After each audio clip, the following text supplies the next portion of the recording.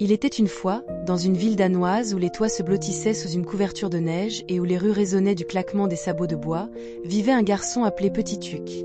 Bien que son vrai nom fût Karl, personne ne l'utilisait, car il était petit et sérieux, ses joues rosies par le vent, ses yeux écarquillés d'une merveille silencieuse. Il partageait une maison exiguë avec sa mère, une lavandière dont les mains étaient rougies par le frottement, et sa petite sœur, un bébé braillard qu'il berçait chaque soir, ses bras frêles tremblant sous son poids. Les jours étaient longs, les sous rares, et le monde de Petit Tuc était fait de corvées. Puiser de l'eau au puits, veiller sur le bébé, courir dans les ruelles glacées pour des commissions. Pourtant, il rêvait de grandes choses, de chevaliers et de navires, de lieux au-delà de l'horizon gris, son cœur une petite lanterne scintillant contre le froid. À l'école, il peinait, ses leçons un enchevêtrement de lettres et de chiffres qui lui échappaient, la règle du maître tapant un rythme sévère sur son pupitre. « Concentre-toi, Tuc, tu ne seras rien si tu n'apprends pas. » Un soir glacial, alors que le vent secouait les volets et que le feu vacillait faiblement, Petit Tuc était penché sur ses livres, sa sœur endormie dans son berceau, sa mère frottant à la lueur d'une chandelle. Demain était un jour important.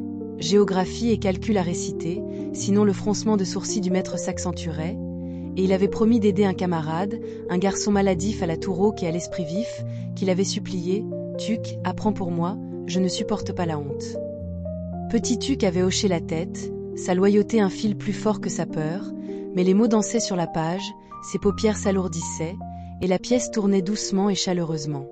Il posa sa tête sur la table, le livre en guise d'oreiller, et le sommeil l'emporta, son souffle une bouffée de brume dans la faible lumière, la ville s'effaçant dans un silence tandis que les rêves déployaient leurs ailes.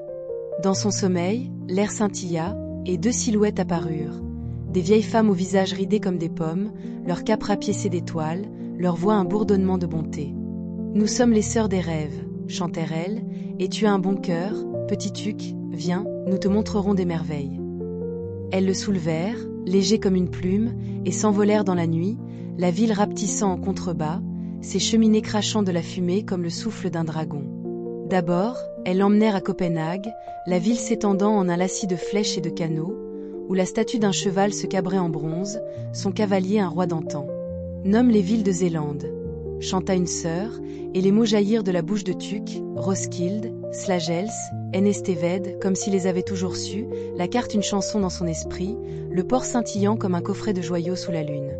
Puis elles le transportèrent à la mer, où les navires tanguaient sur les vagues, leurs voiles claquant, et un marin inclina sa casquette. « Brave petit, Tuc, parle-moi des chiffres. » Les calculs s'éclaircirent, 2 x 6, 12, 3 x 9, 27, sa voix ferme, sa poitrine gonflée d'une fierté qu'il n'avait jamais ressentie éveillée.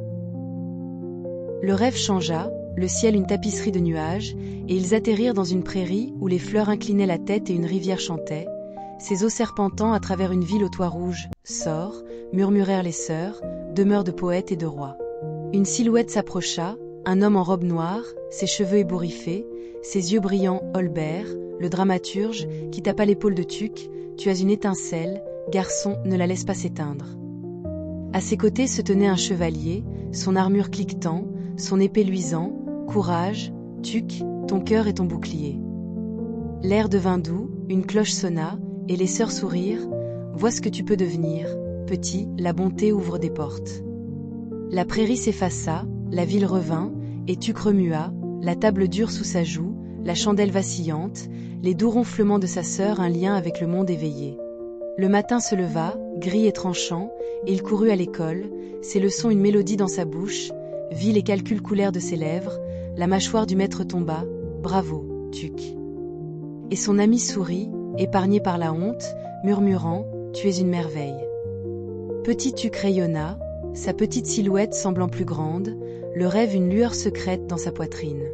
Sa mère le serra dans ses bras ce soir-là, ses mains humides, sa fierté une chanson discrète. « Tu es mon bon garçon. » Les jours passèrent, les corvées et le froid inchangés, mais l'étincelle demeura.